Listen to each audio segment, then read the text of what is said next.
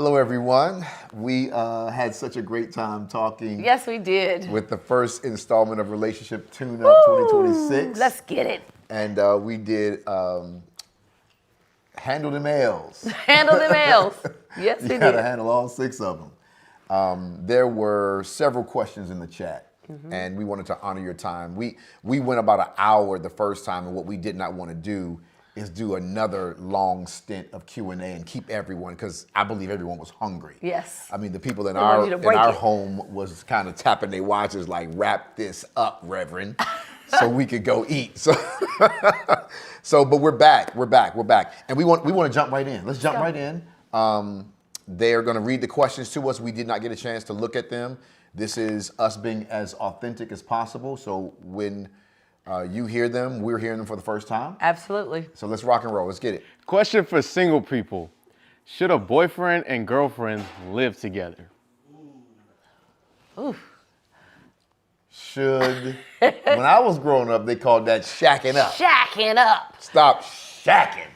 What is that anyways? Is that just like, I don't know. We don't live in a shack like when we're doing it. I always thought that was very weird as a question, but or as a statement. So. So let me give you some wisdom as it relates to that. I say no. I am saying to you flat out that a boyfriend and a girlfriend should not live together. Number one, I don't agree with you playing house.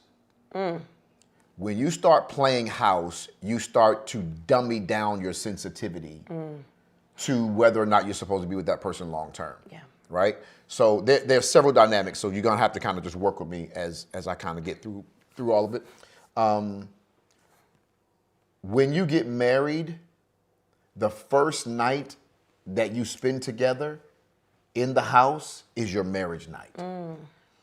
When you live together, you have already become routine.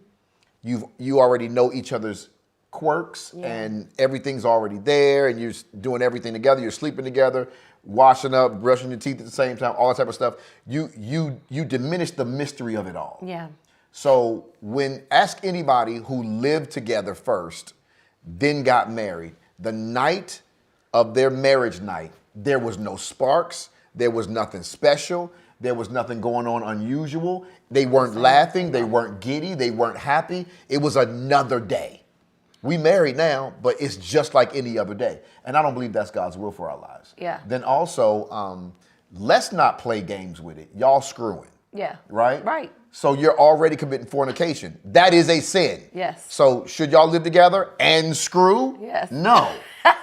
Well, Pastor, Dr. Show, we not having sex. You's a lie. You's a lie. And the truth ain't in you. And the truth ain't in you, because ain't nowhere in the world you are in love, in lust, in infatuation with this young lady, and you seeing her naked, seeing her nightgown at the house all the time, and y'all ain't never had sex. You lying. Stop lying. We not gonna do nothing. Yes, you are. Yeah. Yes, you are. You're not roommates. You're romantically involved. So living together is gonna be a problem. Yeah.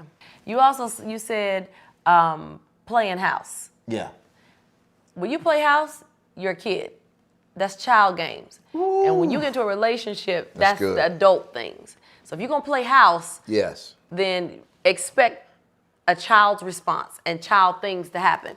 So when you are living together and playing house, then when life hits and situations arise, how do you respond? Are you gonna respond as a child? You're gonna respond as an adult? Because when we play in house, we playing like kids. Yeah. It's all fun and games till it's not. Yeah. So I like what you said about playing house. I wanted to kind of step in, but I wanted to let you finish your thought. Okay. I want to say something else about this. Yeah. So also, I've heard people say, Dr. Show, it's just better financially if we just live together for a little while. First of all, be grown on your own. Okay. If you can't live on your own, then y'all need to be getting married anyway. Because you don't marry somebody to go half on a house note. Nope. So if you're trying to go half on a house note, then that means there's some financial issues you need to clear up anyway. Yeah, because marriage is not 50-50. Marriage is 100-100. Oh, that's really good. We coming together 100. Not half of me, not half of you. Yeah. It's 100 of me and 100 of you. Yeah. So let me be honest. The basis of why we say don't live together is fornication. Yeah. That is absolutely going to happen. But the other reasons is what we're talking about now, about You should be financially secure enough not to have this person to be your quote unquote roommate, your playing house. There's a lot of things. And then here's the last thing. When you live together, you begin to diminish the glory of God that he wants to add to your marriage. I love that. There's a glory that comes from heaven that rests on marriage. You just forsake all of that. You diminish all of that. Here's the last part. Sexually, what you don't have is God's guarantee for a lifelong marriage of great sex. Because what you're dealing with now is not the love, lust that's supposed to be in marriage.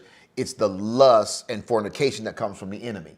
So what makes you aroused, what makes her aroused beforehand is demonically inspired. It's not God, it's demonically inspired. And so then when you get married, everything that you had demonically, you no longer have because you're in holy matrimony. So then the complaint becomes sex is not what it used to be. Well, it was never designed to be that way. It was designed to be under God's auspices, not the enemy's. So the natural glory that God has on your life, you miss all of that. All right, boom, I got another question in the chat. When is it too early to marry, and how do I navigate this? All right, boom. When is it too early to marry? Okay. So I'm not sure if they're talking about age or how long they've been together. So let's do both. Some people say that wait until you're 35, 33, something like that, and you have lived and your career is strong and you know yourself, all of those things. I disagree with that completely. I don't believe you should wait until now, if you're in your 30s and you haven't gotten married, there's nothing wrong with you. If God hasn't sent your kingdom spouse, there's nothing. It's not time. There's nothing bad with that. But what I think the question is maybe asking is towards people who are against getting married in your early 20s. I am in favor of getting married in your early 20s. Okay? Do you know yourself completely? No, you do not. Have you arrived in your career totally? No, you have not. Do you have it all together? Did you buy your house yet? No, you have not. I think that's what God wants. The Bible says, rejoice with the wife of your youth. We don't know everything. We're still learning. I think you're supposed to be young and dumb and inexperienced and don't know no better, and y'all work it out together. When you 35, you know you, and it's hard to change a 35-year-old. It is. And we've had conversations with people saying, it's hard to change, Copaz. I've been this way for a long time. I've been me for a long time. But when you 23, 24, and you getting married, you don't know no better. You guys are. You ain't got no money. You are forming your life, and you are forging a life together. So I am in favor of getting married young if the Lord brings you your kingdom mate. Now, if the Lord doesn't bring you your kingdom mate and you are in your 30s, there's nothing wrong with that. I want to repeat that. There's nothing wrong with that. But I don't frown on getting married early. I am in favor of it because then you had your children early. Right? And you're not 65 with a 2-year-old. I mean, I know that's exaggerated. Listen, y'all ask us these questions, okay? But in real talk, like I have some conversations with real ladies and they're like, oh, Pastor, I'm having a hard time, and they're in their later 30s or early 40s and conception. That's a whole nother conversation, another time, another day, ladies. But even with that, it's challenging when they want to do the one thing. They want to give a child to their husband, and they want to be, that mother now that they've lived all of these other things. And so now you're asking God to give you that thing, and your body's a little bit older. And a lot of things go into that, obviously, but if they have come around and you are in your early 20s, we've also had this conversation, did you miss them? Because you were so focused on doing what you wanted to do, doing your thing, that you might have missed the one that you're supposed to be with it. Or you would just play dating. Instead of dating on assignment. That's different. I think the second part of that question, if I may be reading into that, I could be completely wrong, but it could be, the person could be also asking, when you meet someone and start dating them, how soon is it okay to get married? That really varies on the relationship structure, the amount of time you're able to spend together, how you all are developing and maturing as individuals and then again as a couple. But I would say a general rule is I don't think you should mention the word marriage for the first year. Yeah. See that person through the seasons of life that naturally come, spiritually come, financially come, socially come. You get to see them at the family reunion. You get to see them upset, see them when they have money, see them when they have some bills, see them how they treat their family and their parents. You get to see them through seasons, literally natural seasons of life. Right. I think all of that's important. So I would just say as a foundational rule, at least 1 year, don't even mention marriage.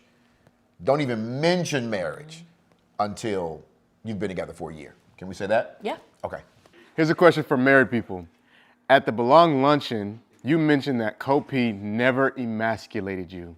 Could you clarify what you mean and why is it important for her not to do that?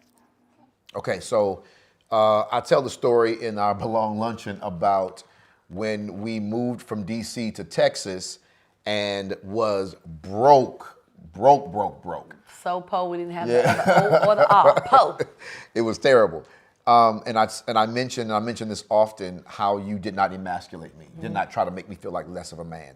So during that time when I wasn't able to fully provide for my family the way I desired to, we were going through a terrible season financially.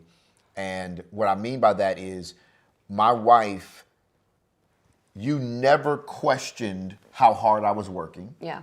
You never talked down to me. No money, getting ready to get evicted, but you still let me be the man, right? You still trusted my decisions. You still allowed me to speak life into you and what our future would be. Yeah. So she did not talk down to me. She did not make fun of me. She did not call me out of my name. She did not turn her face up at me. She didn't run back home to her family and leave. She stuck it out with me. Yeah. And she kept speaking life into me. I know we don't have no money, but you're going to make us some money. I know we don't have anything right now, but you're going to get us something. Yeah. I know things are tough right now, but I believe God's going to give you a way out. I'm trusting God's going. She used to say this to me, God's going to speak to you, and you're going to get us out of this. Yes. I need you to go, keep praying, keep fasting. God's going to speak to you. He's going to give us a way out of this. We were doing well before. We're following the will of God. I need you to hear God, baby. I need you to hear God for us. And so that level of support helped mold me as a leader. Yeah. And so now the reward is there's nothing she wants that she can't have from me. Yeah. It doesn't matter what she asks for. The answer is always yes. When there's a woman, and that's what females don't understand. I want you to speak to that too. Yeah. Females don't understand the way to a man's heart. Yeah. It's not just the bedroom. Right. You could be great in bed, but terrible for my head. Ooh. And Come so on if now. you're great in bed, but then the other 23 and a half hours of the day, you are terrible to my head. Yeah. Right? You will tear down the very thing you think you're trying to build up. Yeah. But I think I want to say something specifically about why. Okay. I was able to see the work ethic and the go get it early. So when we were dating, we were college students, we had no money, and I saw the dog in him then, like he was going to get it. He paid for school by playing the drums. I know a lot of y'all don't know that. He used to play for bands, and he would pay. We had one car. Yes. And we was that worked most of the time. Listen, not all the time. we had two, but it was a whole situation. But one car, and he was like, "Okay, well, you gonna take the car?" So we grinded together early. Yeah. And so I saw the hustle then, and God did it. So that was my resolve. Like, okay, well, God did it before; He could do it again. But I do want to say this, ladies. I did learn how to also, and gentlemen, I learned how to be silent in that season. And when I mean silent, not that my voice wasn't important, but if I was frustrated or if I didn't understand, me using verbalization or having communication about things that we were literally going through together was not going to help the situation. So my silence made me mature. My silence allowed me to hear God and see God on a different playing field because I did not have it was new for me. So I was navigating new territory. It was literally like an Abraham experience. Go far away from your family to a country that you know nothing about. And he had to teach me in those things. And we were early 20s when we did this. And so I had to learn of God. I had to draw myself, we talked about leaning in closer to God. Absolutely. So that I can continue to stay healthy and speak life into him. So I do think it's important that we don't forget that there was some grinding seasons where I was able to see you really move and make it happen for our family. But then also for me as a young lady, young wife, young mother, I had to mature and learn in those moments when to speak and when not to. Yeah. And then what to say when I did. But here's something that I don't understand. What fruit do you think's going to come about as a result of sowing seeds of tearing him down? Yeah.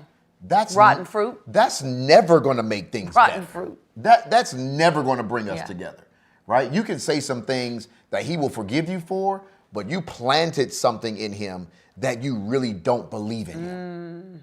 You really don't think he's going to bring the family out of this. Wow. So I don't understand where that's coming from. Maybe you're venting your frustration. That's it. But that's why you need a spiritual mother. That's why you need Yeah. the right people in your life, because you always vent up. Right. So if that's an issue, there's gonna have to let me say this too. If this was a gentleman that asked, there's gonna have to be some healing that takes place right there. Yeah. It's more than just surface forgiveness, because even though you say I'm sorry, he might not believe you at first. Yeah. Because he may feel like, oh no, you really meant that. So it may take him some time to fully be free of thinking you really don't care much about him. Yeah. Yeah. Next question says, I'm going out and doing life, trying to be cute, but I'm not being noticed at all. Is God hiding me? Maybe. He really may be hiding you. So I love that question. I don't think I've ever been asked that question before. They going out being cute though, Pastor. They're going out being cute and nobody's noticing them. Let me speak to that. That's beautiful. What you don't realize, the worst thing that can happen to you is that you get noticed too much. Oof. The worst thing that can happen to you is in your going out cuteness, you get noticed by a devil. Ooh. That's not what you want. You're doing everything right. You're doing everything you're supposed to do. You're going out. You're putting yourself out there. You're looking good. Nobody sees you. Maybe God is blocking you. I can't say for sure. I would say yes. I would say I believe God has you hidden for a season. Yeah. Because the one he has for you may still be in incubation. Ooh, that's good. The person he has for you. That's good, sir. He still may be processing, because what you don't want is your kingdom mate undone. That's good. Right? They come to you, but because you're not going to like them when they're still being processed. So let God continue to process them. You keep being cute. You keep going out. Keep doing your thing. I would say yes. I believe God is hiding you for the right person. And I don't want you to be, we spoke earlier about beauty being subjective. So I don't want you to feel like I'm not being seen because I'm not what men want. Or I'm not what women want. Because I don't know if it's a male or female that asked the question. And so with that. Well, said going out being cute. That's a female. Here we go. Ask that. But we talked about it being subjective, because that could be discouraging. Like, nobody's noticing me. Like, it can mess with your head. Am I really cute? Listen, be your cutest self. Now, ladies, I do want to talk to you about how you being cute, though.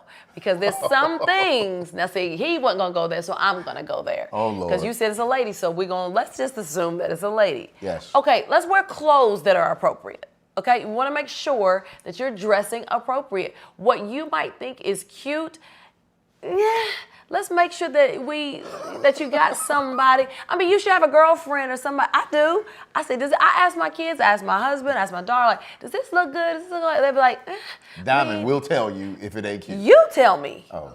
And my children tell me that don't look good. Like, fix that. But I want to be honest with you. Like, be cute. And I think you are looking cute. If you think you looking cute, sis, hey, do it. But like, let's make sure that it's not unattractive, right? Because if you're wearing some things that, and I'll just go here. Let's just go here because we talking about it. We're talking, so let's talk. If you're on the larger side, I love big, beautiful brown women, beautiful. But if you're wearing clothes that are a little bit too small for your size, that is uncomfortable, first of all. Let's just go there. You're cute, but you might not be as comfortable because you're digging, you're picking, you're trying to get stuff out where it shouldn't be because it's uncomfortable. But there are things that you could wear to make you look classy. timeless. Your makeup, hair, or if you don't wear makeup at all, you got your little lip gloss popping. But I really want to talk to talk to the self-esteem of you, because I don't want that to be dummied down because you're doing things you think is right that might not be as attractive as you think. But we can talk about that at a later date. Great word. I like that. Okay, next question. In your relationship, how do you know if you're being patient and loving versus enabling bad habits?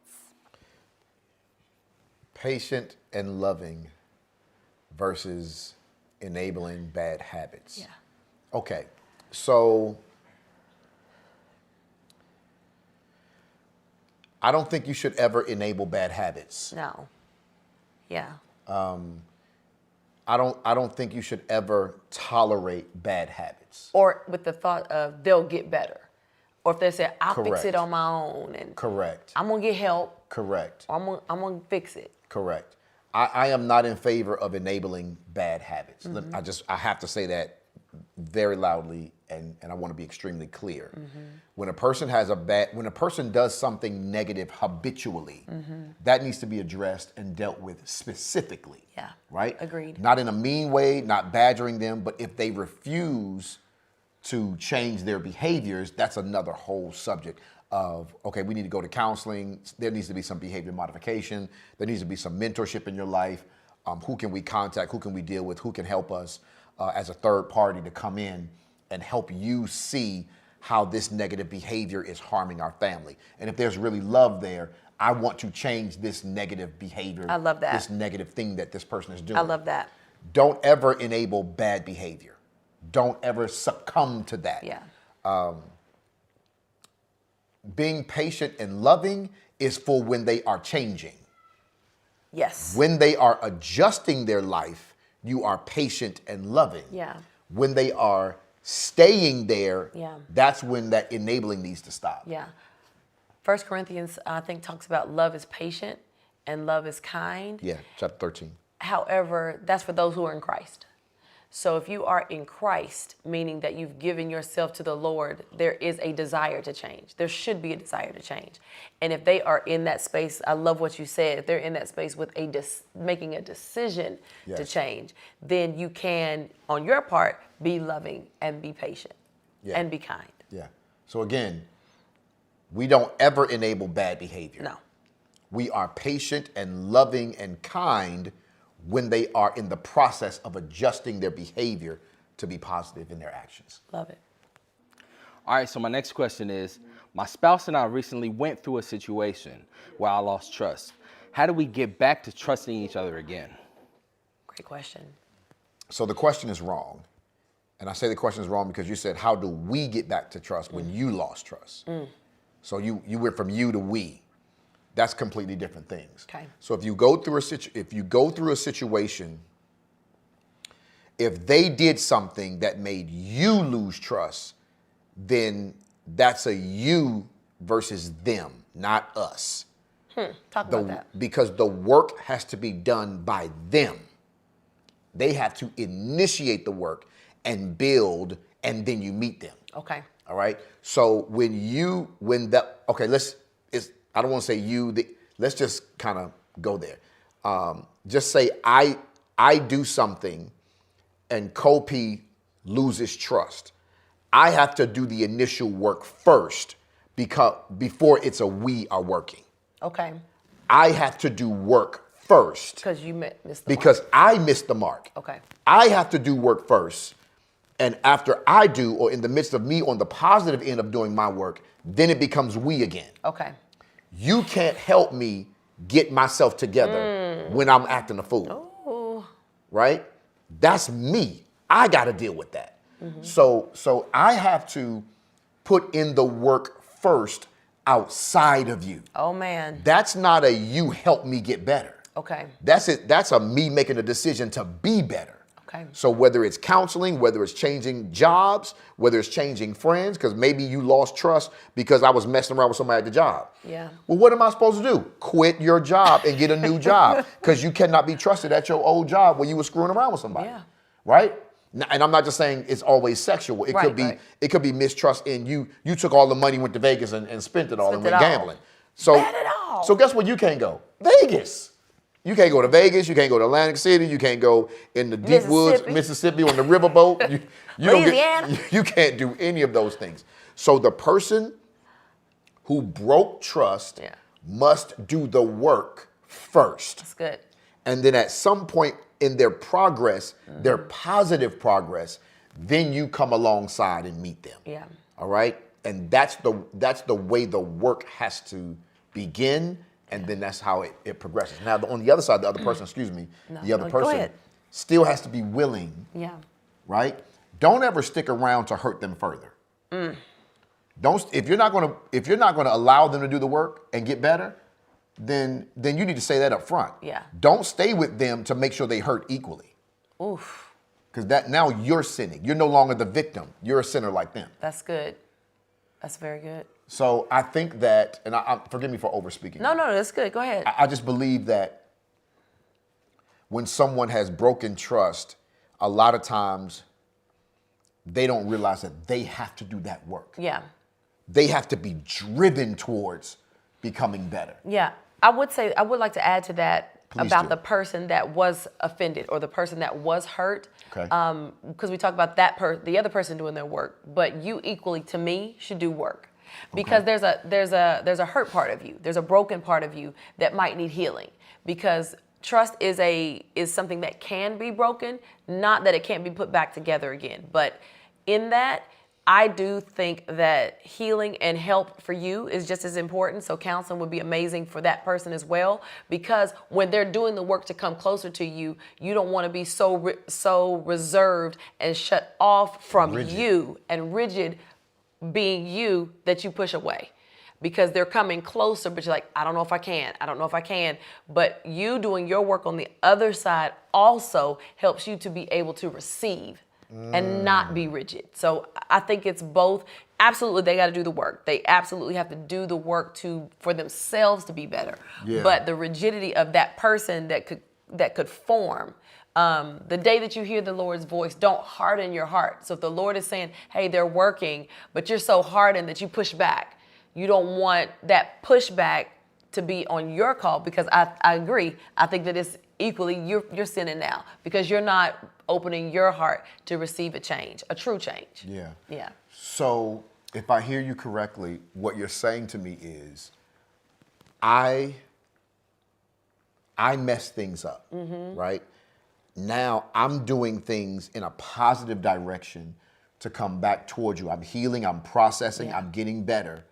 The question is, if I hear you correctly, when I get back closer to you, who do I meet? Ooh.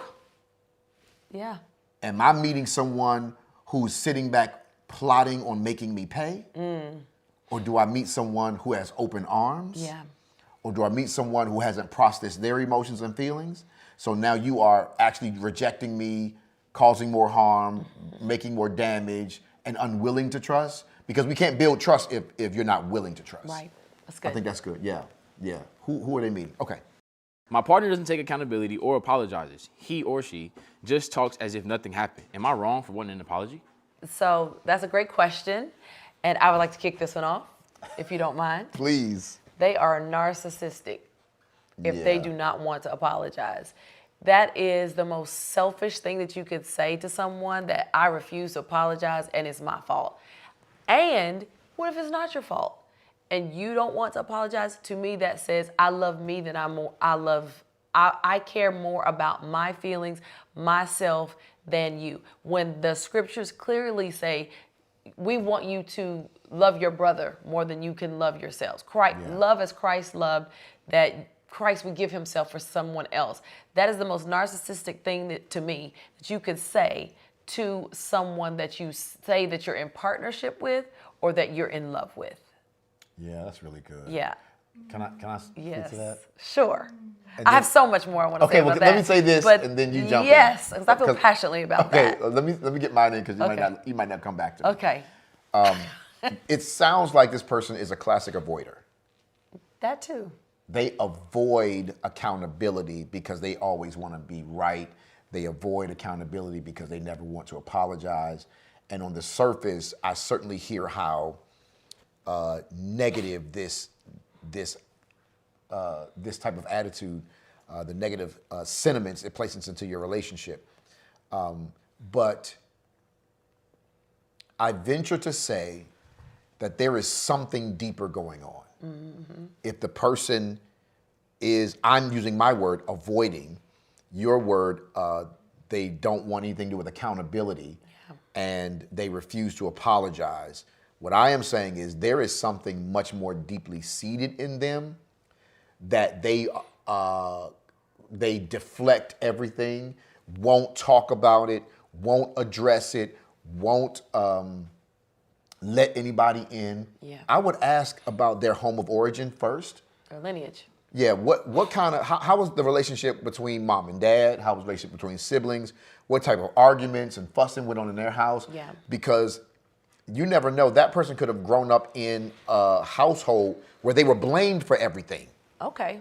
So if I'm a kid and I'm blamed for everything, when I grow up and I become a man, I'm not apologizing for nothing no more. And no, I'm not accountable to anybody. Listen, no, I don't want to deal with it. I'm not accountable. I'm not apologizing.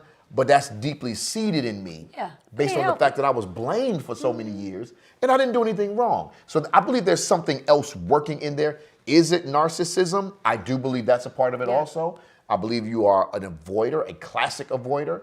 But I venture to say there's something much more deeper going on. And can I say this? Because I want you to jump back in. Mm-hmm. That to me also says they're not healthy. Like for very you, unhealthy. For you to even say that happened if it did happen when they were in their childhood, in their lineage, like they were blamed for everything, and now they say, I'm never gonna apologize. Well, then you're gonna act like that with everybody, not just your partner. You're gonna act like that with your children. You're gonna act like that with it because if you're saying what I hear you say is deeply rooted, that person is not healthy. Yeah. And so being in partnership, that to me sounds like an uphill battle because if they're not willing to do the work to get healthy. Because if you're already in partnership, you're in it, right? So already now in it. I have to, not you, but that person would have to investigate. They're not healthy, but to investigate why I don't want to apologize. Because I'm saying for you specifically not to ask them because that becomes a fight. Ooh. That becomes a straight out squabble up time because it's gonna be one of those things that happens where you just feel like I cannot win because you're never gonna apologize. So you trying to confront it is gonna end up in a fight. But this also bespeaks of this type of behavior did not show up the day you said I do. Okay, sir. I don't believe that. And they're in partnership, so I don't know if they're married or not, so you would have to assume. Okay, well, let's do both. Okay. If you're not married, break up. Because why sign up for that? It's going to be a fight every day. You're going to be fighting for the next 25 years, you're going to be fighting. Yeah. And then 10 years from now, you'll come back and I'm going to say, weren't they doing this before? Yeah. Why did you marry them? So if you're not married, don't deal with that. Break up. If you are married, it is going to be an uphill battle. Yeah. But you signed up for this battle because I don't believe this happened day one. So I really have a problem with people complaining about what they signed up for. Okay. I really have a problem with that. I believe it can change. I believe it can be adjusted, but there's going to be a whole lot of work that you did not anticipate and you don't want to participate in. But you don't have a choice. If you signed up for it and this is what you have to do, and probably, I don't want to project, but more than likely this person doesn't want to go to counseling because they're avoiding accountability. So here's what you got to do. Stop looking for an apology. It ain't coming. Oh, God. Say how you feel. Stop looking for it. I want them to apologize. They're not going to. Remember, you thought it was cute. Oh. You signed up for this. They're not going to apologize. Here's what Dr. R.A. Vernon, my pastor, Dr. R.A. Vernon says. Dr. Lady Victory Vernon, this is what they say. Lower your expectations. This is a moment when I say to you, you got to live with this. They're not going to change. They won't go to counseling. They won't listen to their pastors. Oof. They won't make any adjustments. They are a narcissist. Lower your expectations and stop looking for an apology. Okay. It's not coming. You got to pray your way through to keep your heart soft, but they're not going to. So our next question is, I eventually want to date again, but I have a child and I want to make sure I do it the right way, especially considering the 6 L's. So the rules change when dating with a child. You completely date without the child. The other person knows you have a child, but you completely date without that child ever being a part of it. I mean, nothing whatsoever. Okay, sir. Y'all not having play dates. You're not asking them to watch the kid. None of that. You figure out, listen to me, listen to your pastor. You figure out whether this is God or not before you ever be introduced them to your child. Mm-hmm. Don't bring your child into you dating this guy. That child should never grow up and think about my mom had the man of the month. Yeah, because if it ain't God, it ain't going to be good. Oh, my God. It ain't going to be good. Yeah, or my dad had the woman of the week. That is not what you want your child to grow up in or with. Yeah. So fully date without the child. Once you know it's God, hear me clearly, once you know it's God, what you do is you introduce them to the child, and then you go right into counseling. Yeah. Right into family therapy. You don't, not Chuck E. Cheese, not to the amusement park, not to the playground. You go from the introduction to family therapy, because you want that person and your child to develop a healthy relationship. Because there's some things y'all got to talk about. That's very good. Because when you have a child like that, what's discipline going to look like? That's more than a discussion. You got to go to family therapy about that, because the other parent has a say so. Yeah. What do you call me? Naming The child. You know, if I have to call you my son, how come you get to call me something other than your dad? Or it could be cool with you, or we want to do something different. But that has to be clear. Everything has to be clear. Family therapy is how you do it. Yeah. So date the best way you can. I'm going to be honest with you. I think the best book ever written is my dad's book, Dr. Vernon's book, 10 Rules of Dating. I think you need to get the 10 Rules of Dating. I think you need to look at it, read it together with them. Get my book, Work. It's amazing. Yeah. Get it, read it together, go through it. Look at the 5 love languages. I mean, there's so many different books that we can give you to look at. Agree, yeah. But then you go through that material, you date on purpose. Yeah. Don't date down, don't date dumb. Date with the L's in mind.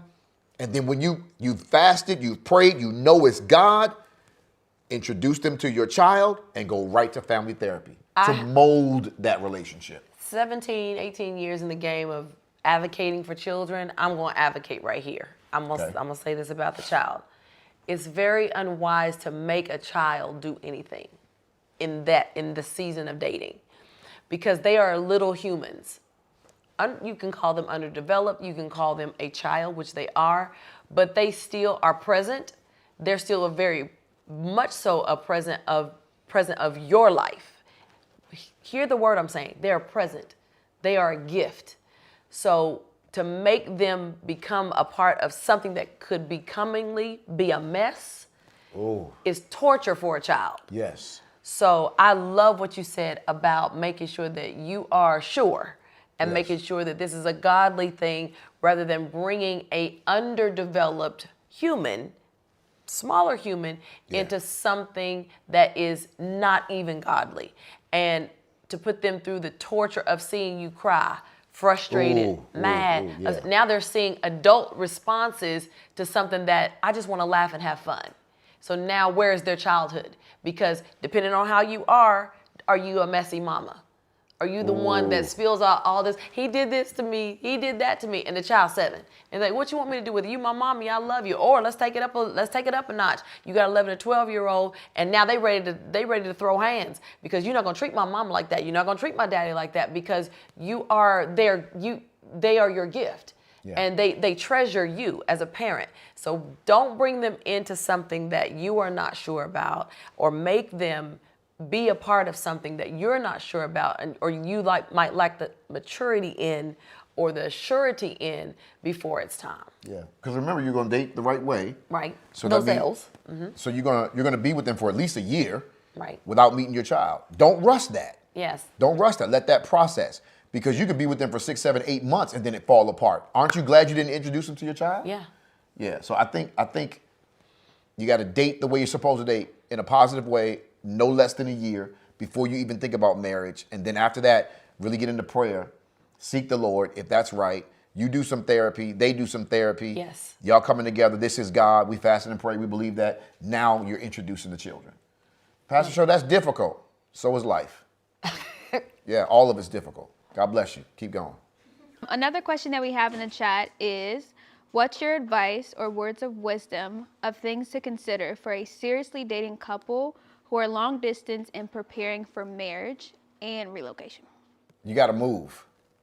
Yeah. I don't have any advice until you move. Because you don't know who they are until you move. Yeah, true. You don't know who they are day to day. You don't know how they really live. You still, by and large, know their representative. You have not met the real person until you're in their proximity every single day. And you're around them all the time. Yeah. So if you really think... So first of all, I do have an issue with you calling it seriously dating with all of that distance. Because really, y'all just talking on the phone all the time. Yep. That ain't but so serious. Pen pals. Yeah, y'all could be pen pals. Y'all just writing emails and texts and letters to each other. I don't know how serious that is. I know you think it's serious. Y'all. I know you think it's serious, but I'm not sure it's serious until you get there. I need you to get there. Here's what I want you to do. Move. Somebody got to move.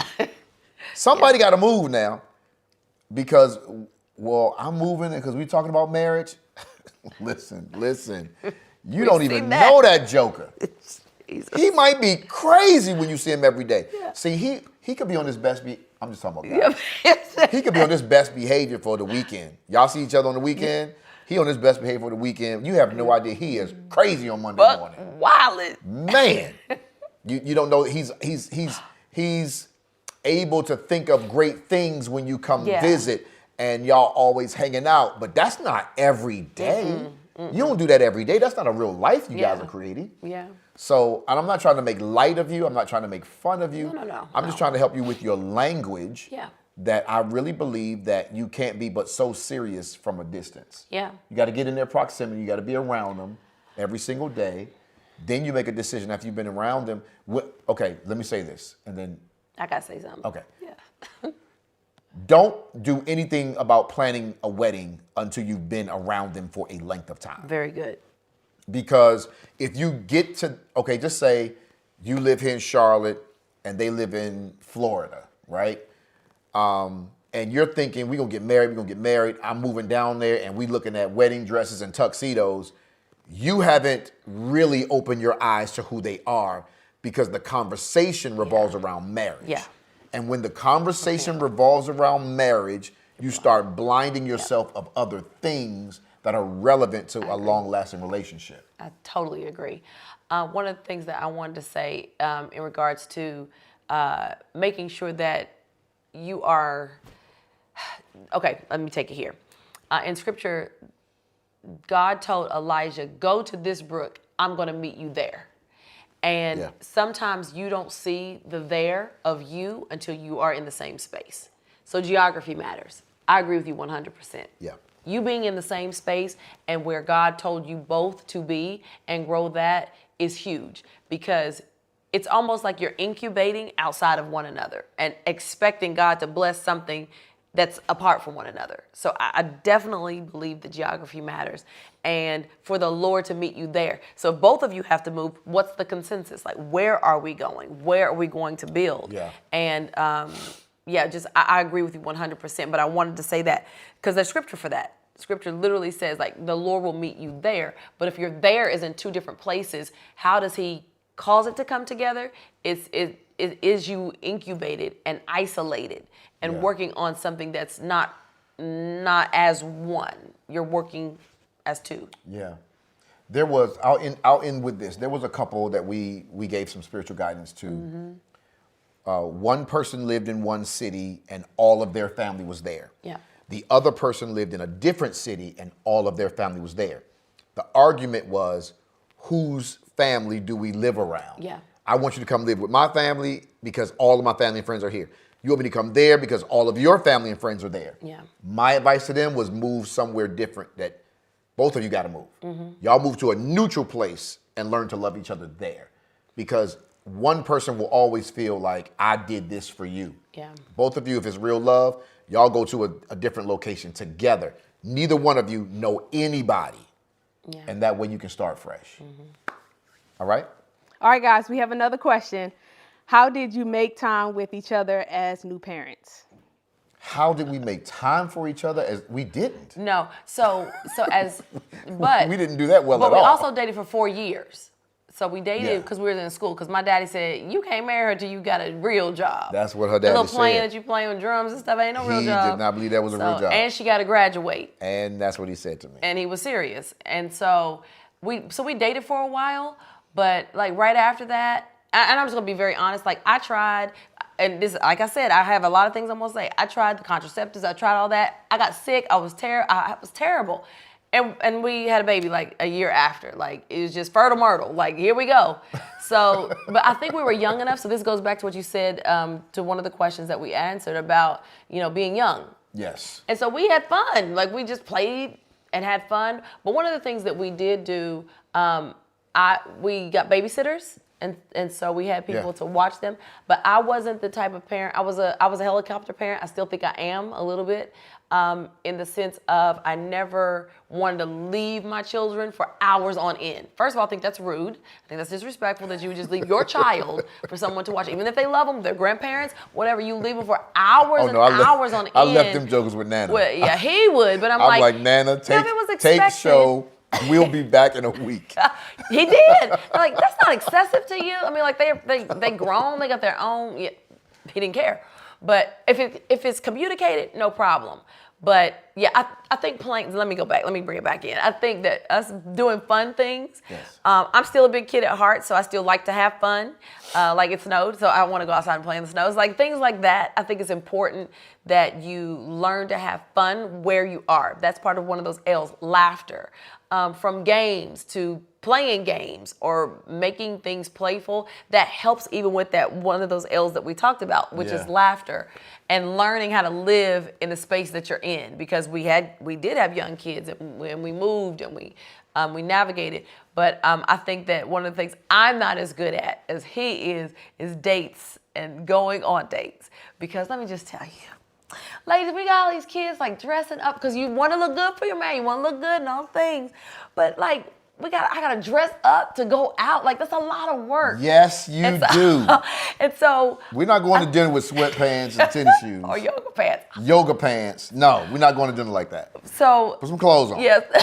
So even with that, I think that we laugh about it, but it really is work. Like, it's work to do that. Yeah. And to be conscious of it. He helps me. You help me a lot with that. Because like we spend no time together. I said, we're together all the time, but we haven't done anything intentionally for us. So I think learning how to play early, finding things that we all could do. But then you're really good with that. So I really want to talk about that, because I'll just play all that. So I think that you've entered a different season of life, and you're not going to have the time you wish you had or that you used to have. Okay, so before you have children, that's all your time. Mm-hmm. When you have a child, you give up a lot of that time for raising the child. So if I understand the question correctly, how do you make time for that? Mm-hmm. You have to be very, very intentional, but don't be upset that it may be few and far between. Yes. Right? Yeah. That's when the babysitter comes in. That's when the close friends comes in to give you a date night or give you a staycation, or, hey, can they spend it over your house and we're going to spend a whole day together, relax and do whatever. Cherish certain times and plan certain times. So here's my final answer. Cherish certain times and plan certain times, like birthdays, anniversaries, holidays. Yeah. Say, okay, we're so busy, we might not be able to get a date night in this month, or maybe even next month. I know that sounds crazy, but let's be honest about our schedule. I don't see a time where we're going to go out. But Labor Day is coming. So what we're going to do is plan for the baby to be with so-and-so, and we're going to take 2 days and we're going to make up for that time. Yeah. This is our planned intimacy time. This is time we're going to spend together. We're going to make up for lost time because life is happening, coming at you fast. And it may be very, very difficult to stick with every Thursday night is date night or every Friday night we're doing this. That's difficult when you have kids. And so I don't want you to beat yourself up because you can't stick to it. Yeah. All right, here's another one.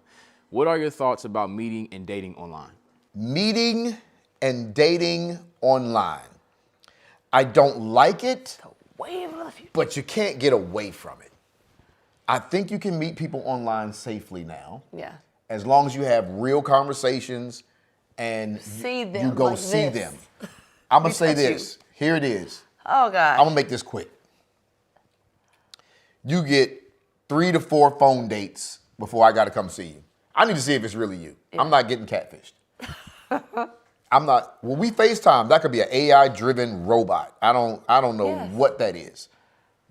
As long as you have seen them in person after the 4th date, I'm giving you 3 to 4 dates.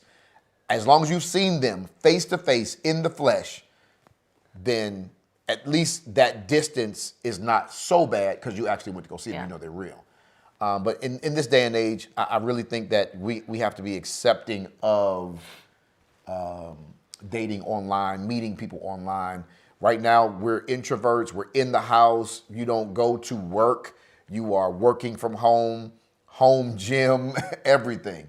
So you might not even leave the house enough to meet somebody. But can I say something about that? Yes, ma'am. I definitely want you to do that. However, my advice would also be make sure you bring them around some people because you might be faking. And I'm saying you specifically like, oh yeah, well we met online. And then your friends know you don't act like that. Like you putting on airs. Like you are somebody different when you turn that camera on or you talk online. I think the best representation of you is when you get around friends and family. And I'm not saying you got to introduce them to everybody, but I do believe they need to see you so they can tell that ain't how they act. Like, that's not even how you talk. Mm-hmm. You can put on a whole different accent when you're with them. They'd be like, I thought you was from England. I thought you was from... Who are you? British accent. And now I'm in the flesh. I'm meeting British accent. and you ain't even for real. Right. For real. Yeah, so I think putting them in space, like you want your authentic self. Now I'm not saying you want to, let all the stuff out the closet the first day. Maybe you do. I don't know. But I don't think that it's just good enough to say, I want to see you. Like, I need to make sure that you ain't faking because you could be someone, oh, he opened the door for me, or oh, he was so nice to me. But then, when you get home, you don't do none of that stuff. You don't even open the door for your own mama. Like, that could be weird. So that's just my only little 2 cents with that. That was good. Yeah, that was good. Another question we have is, what's the importance of premarital counseling? Premarital counseling is everything. It is the opportunity to have a third-party person to listen to both sides of the story and give you wisdom on how to navigate it. I think it's very unwise not to have premarital counseling. You have been you for 25, 35 years, and they have been themselves for the same duration of time. Yeah. And there are some serious idiosyncrasies that need to be addressed. There's some tendencies that need to be put on the table. And then there's some strategies and some tools. I know you've been together. I know you have fun. I know you've had some deep conversations. But it's very, very important that a third party come in and introduce things for y'all's discussion. Yeah. Let's really talk about finances and give you some plans to help you get through that. Let's talk about intimacy. Let's talk about sex. Let's talk about raising children. Let's talk about where you're going to live. Mm-hmm. There's an amalgam of things that a premarital counselor will give you to help you navigate preparing yourself with the right level of expectations so you walk into marriage with a full understanding of what they expect from you and the tools you need to get through the known traps. Yeah. Let me say this, and then we're going to be done after you speak. No one can fully prepare you for the unknown. True. But there are some known things. That's very good. And some known issues that we can help you with, that a therapist can help you with. They can talk about it and prepare you for it, and help you avoid some of those things. There are a lot of things you can avoid. Sometimes experience is the teacher of fools. Yes. You can tell me the stove is hot. I don't have to burn myself on every eye. Yes. You can tell me this whole stove is hot. You let me see if that eye is hot. Let me see if this eye is hot. No, you don't have to test everything. Yeah. So there are some known pitfalls that premarital counseling helps you get rid of first. Yeah. Work it out first. I think premarital counseling is important only if you're going to be honest. If you're going to lie in premarital counseling, don't do it. And what I mean by that is I don't want to tell the truth because I don't really trust the fact that they can handle my truth. And that's a real thing. If I tell them how I really feel, would they still want to be with me? Would they still love me? Would they still want to go through with this with me? But if you feel a certain way in a safe space and you're having conversations and you don't have those conversations, then you won't have the tool. You'll be less likely to have the tools to navigate it once you're together. Yes. So I think premarital counseling is amazing. Absolutely. I echo and support everything and agree with everything that you just said. However, if you're going to lie, it's a waste of both of your time. That's so good. If you're not going to be truthful to the process of this is supposed to help grow us, but I need to feel safe, you need to feel safe. So finding someone that can help you navigate that with premarital counsel is huge because you don't want I've heard this too. Well, they picked her side more than they picked my side. Yeah. And now you feel some type of way, and so you shut down. Yeah. And so if you're not going to be your authentic self, you're not going to be truthful, then I would say no to premarital counseling. But we do want you to have it. We do want you to have it. As long as you're going to tell the truth. That was awesome. Thank you. You're a beast with yours. You are also, sir. We love you guys. We appreciate you. Thank you for so much. Watching this part 2. Yes. We wanted to honor as many of your questions as we could. We went an hour. Yes. So we wanted to honor as many of your questions as we could without becoming boring. So thank you for your time. Listen, we're in the relationship tune-up, guys. It is going to be incredible all month long. Stay with us. If you live in the Charlotte-Mecklenburg area, it's worth leaving the house. Yes. Worship is incredible. The love is amazing. And I believe that what God has put in our hearts to prepare for you this month is second to none. I pray that these answers, to the best of our ability, God-inspired answers would bless you. Listen, I believe that whenever you come to the house of the Lord, receive something like this, you should put seed in the ground. Oh, yeah. God is good. So please do that. Please honor the house. Please honor the Lord by sowing something into the house of God. If this was worth your time, if you watched this and got anything, maybe you want to share this with someone else that's in a relationship, thinking about a relationship, going through in a relationship, and something was said that was monumental, something was said that was a blessing to you. Do us a favor. Send it to somebody. Let them know that this is a safe place for them to grow, evolve, and become. And then put seed in the ground. You always help us do great ministry. It allows us to do what we do at the level of excellence that we do it. All right? Love you. Love you. Appreciate you. We'll talk to you soon.